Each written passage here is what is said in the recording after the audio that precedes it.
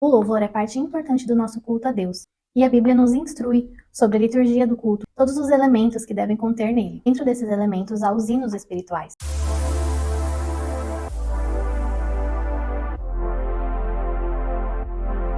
No culto, nós falamos com Deus através dos louvores, e Ele fala conosco através da sua palavra. É importante que no culto tenha todos os elementos, a oração, a palavra, o louvor. Esses hinos devem expressar o nosso amor a Deus, a nossa gratidão por sua obra redentora em nossas vidas. Na verdadeira adoração, não há prerrogativas para anjos ou seres humanos, pois o único digno de receber toda a honra e toda a glória é Deus, pois Ele não divide a sua glória com ninguém. A adoração faz parte da vida do cristão. E Jesus falou que os verdadeiros adoradores adorariam ao Pai em espírito e em verdade. E nós adoramos a Deus coletivamente e individualmente. Quando nos reunimos para prestar nosso culto a Deus, ali nós adoraremos coletivamente. E a adoração coletiva, ela tem que ter hora para começar e hora para terminar. Tudo deve ser feito com ordem e decência, assim como está escrito na palavra de Deus. Eu já ouvi muitas pessoas falando que quando nós estamos no culto, nós não devemos ficar olhando para o relógio ou ter pressa de sair do culto. Porque quando estávamos fora da igreja, nós íamos para festas, baladas e não tínhamos hora para chegar em casa. Eu discordo totalmente dessa argumentação. Ela não faz sentido e não está de acordo com o que a Bíblia diz sobre o nosso culto racional. Nós, cristãos, temos que ser exemplo, práticas, boas condutas, de organização, de ordem. Temos que ter respeito uns pelos outros. E vigiar, a Bíblia diz que nós temos que vigiar e orar. O culto, ele precisa ter hora para começar e hora para terminar. Imagine que você é vizinho de uma igreja e essa igreja começa os seus cultos e ficam até tarde da noite com um som alto, barulho. Os vizinhos descrentes, eles vão ficar com vontade de participar do culto ou eles vão ficar com raiva da igreja, pois está atrapalhando o seu descanso? Agora, a nossa adoração individual, essa sim, não tem hora para começar e nem para terminar, pois a nossa vida e tudo que nós fazemos deve ser atos de adoração a Deus. Tudo que a gente faz deve ser para adorar e para glorificar o nome do Senhor. Então a nossa adoração, ela não é limitada ao culto, mas quando nós saímos do culto, a nossa adoração continua de forma individual. No culto, nós utilizamos louvores para conduzir essa adoração. E a Igreja Assembleia de Deus adotou um hinário oficial, que é a harpa cristã. A harpa cristã é composta por mais de 600 hinos, escritos por diversos autores. E um dos maiores autores de hinos da harpa cristã é o pastor Paulo Leivas Macalão, que compôs mais de 100 hinos. A harpa cristã foi lançada no ano de 1922, com o objetivo de envolver o louvor congregacional e oferecer o louvor a Deus em diversas liturgias.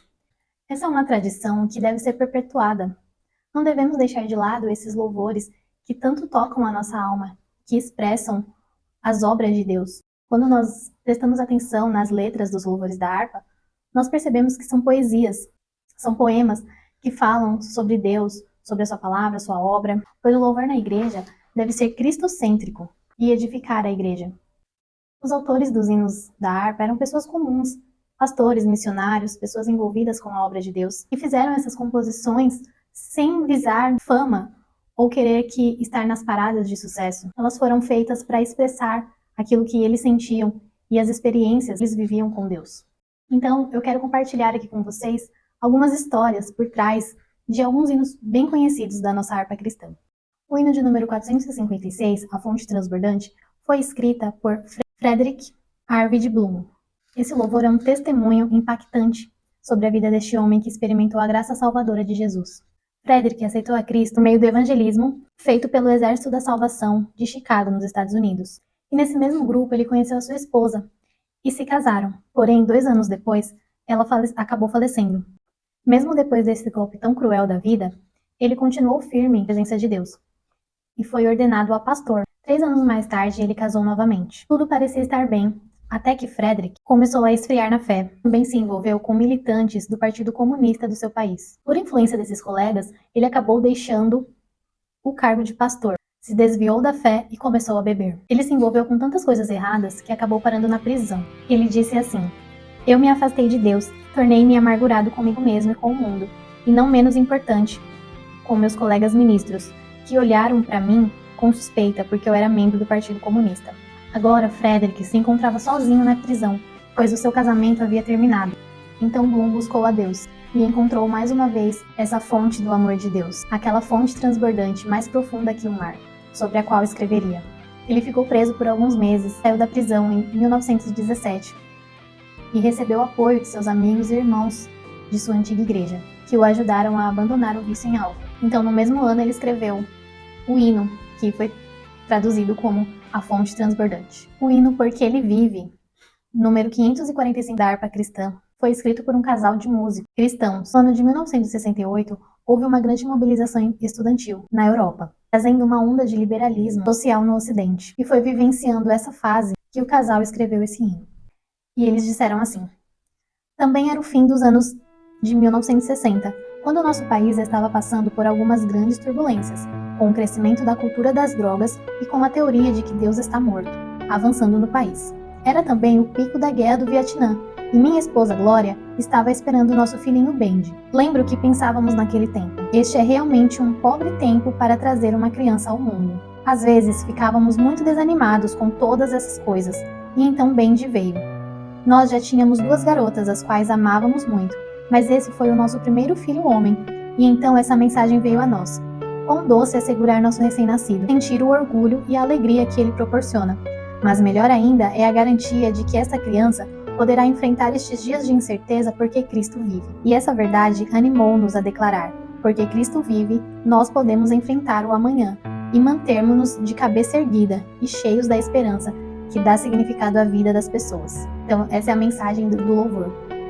Cristo vive, então nós podemos crer e acreditar que Ele está cuidando de nós, que o nosso amanhã, o nosso futuro está nas mãos dele, independente de qual seja a situação que a nossa sociedade, o nosso país, que o mundo esteja enfrentando.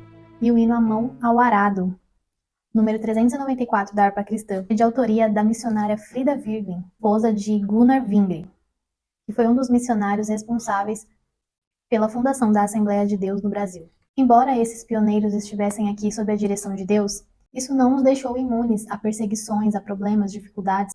Eles enfrentaram muitas limitações de recursos, oposição da igreja e de outros segmentos religiosos no Brasil, por trazerem essa mensagem pentecostal, muitas difamações e calúnias nos jornais que acusavam os pentecostais de curandeirismo e artes mágicas, entre outras coisas.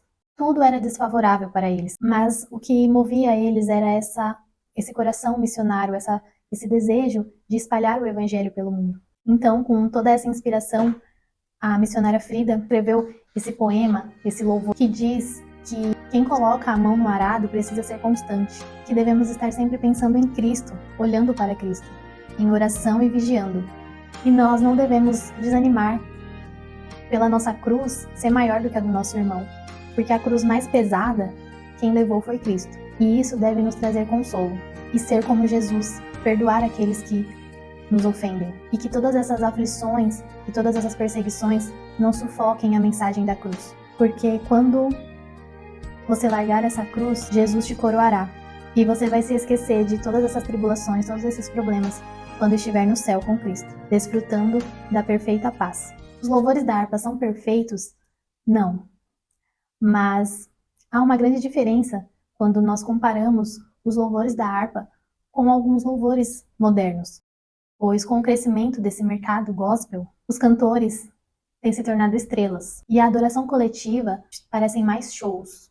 Os crentes parecem mais espectadores, olhando para o seu artista favorito no palco.